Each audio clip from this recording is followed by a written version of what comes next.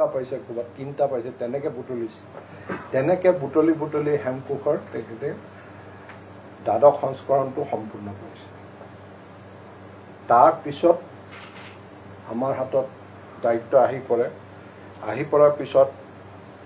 আমি বিশেষকৈ মই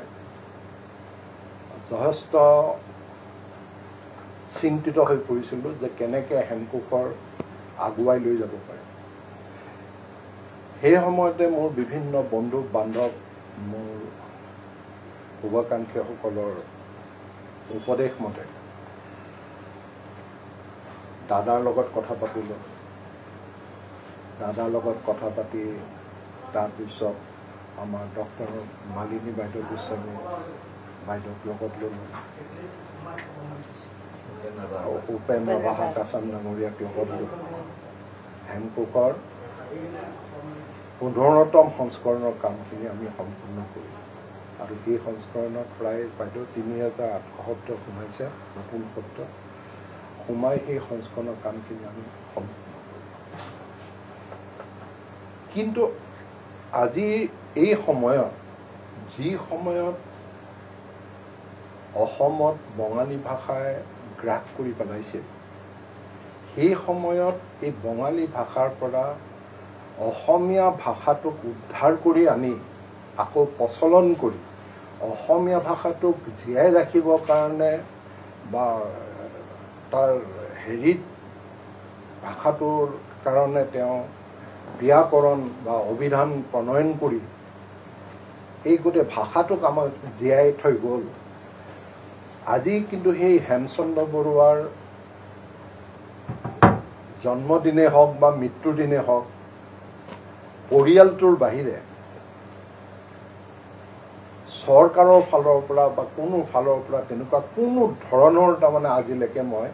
সঁহাৰি দেখা নাই হয়তো দুই এটা সংগঠনে ক'ৰবাত বৃক্ষৰোপণ কৰে এইটো বেলেগ কথা এইটো অতি জাতিটোৰ কাৰণে অতি দুৰ্ভাগ্যজনক কথা আজি আমি হেমচন্দ্ৰ বৰুৱাৰ প্ৰতিমূৰ্তি গোলাঘাটত তেওঁ জন্মস্থানত স্থাপন কৰিছোঁ তাৰপিছত গুৱাহাটী ইউনিভাৰ্চিটিত স্থাপন কৰিছোঁ যাতে নতুন প্ৰজন্মই হেমচন্দ্ৰ বৰুৱাক চিনি পায় আৰু তাকে আৰ্হি লৈ আমি ডিব্ৰুগড় ইউনিভাৰ্চিটিত স্থাপন কৰিছোঁ যাতে তাত অহা নতুন প্ৰজন্মই এইজন কোন অন্তত জানে গতিকে এই হেৰিত আমি আগবাঢ়ি আমি কামখিনি কৰি আছোঁ আৰু এইটো সম্পূৰ্ণভাৱে পৰিয়ালৰ নিজা ফালৰ পৰা আগবাঢ়ি যোৱা কাম আজি হেমকোষৰ 125 বছৰ এই 125 বছৰত অসমৰ কোনখন বাতৰি কাকত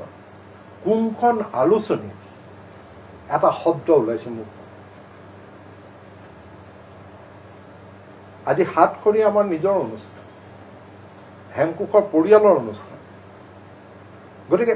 আজি নিজৰ পৰিয়ালৰ অনুষ্ঠানটোৱে হেমকোষৰ হেমচন্দ্ৰ বৰুৱাক দিয়ে ৰাখিব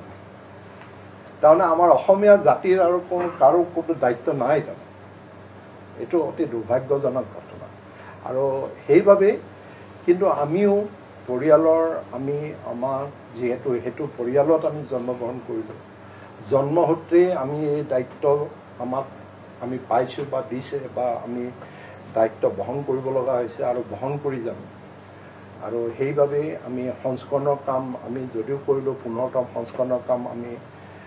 শেষ কৰিলোঁ আকৌ নতুন সংস্কৰণৰ কামত আমি হাত দিলোঁ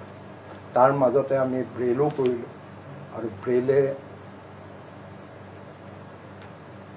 এই ব্ৰেইলখন প্ৰকাশ পোৱাৰ পিছত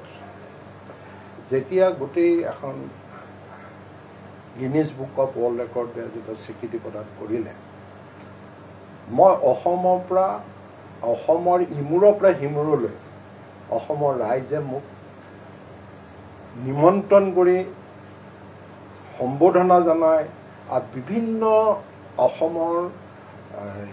পণ্ডিত বা বহুত মানুহৰ নামেৰে নামাকৰণ কৰা বহু বঁটা মোক প্ৰদান কৰিলে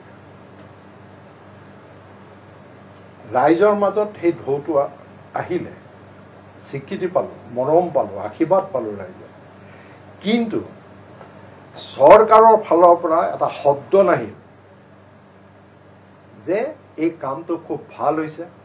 এই কামটো অসমীয়া ভাষাৰ বাবে এটা বিশেষ দৃষ্টিহীনসকলৰ বাবে এটা নতুন কাম হৈছে। এটা চৰকাৰৰ ফালৰ পৰা কোনো নাই। তাৰ মানে কি? তাৰ মানে এটাই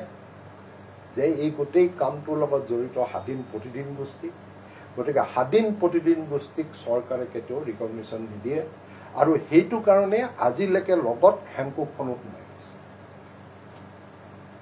কিন্তু আজি আপোনালোকক কওঁ, আমাক কোনো চৰকাৰৰ স্বীকৃতি নালাগে আৰু চৰকাৰৰ স্বীকৃতিৰ বাবে আমি কামো কৰা নাই। আমি কাম কৰি যাম অসমীয়া ভাষাৰ কাৰণে আৰু অসমীয়া জাতিৰ কাৰণে যিখিনি আমাক দায়িত্ব, সেই দায়িত্ব আমি পালন কৰি আমি আগবাঢ়ি গৈ থাকিম। আৰু আজি এই অনুষ্টুপীয়া অনুষ্ঠানটোত আপোনালোকৰ সকলোৱে উপস্থিত, বিশেষকৈ দাদাই এই যোৰহাটৰ পৰা আহি আজি এই অনুষ্ঠানটোত এইখন মুকলি কৰিলে, বাইদেউ উপস্থিত আছে, সকলোকে মই ধন্যবাদ জ্ঞাপন কৰি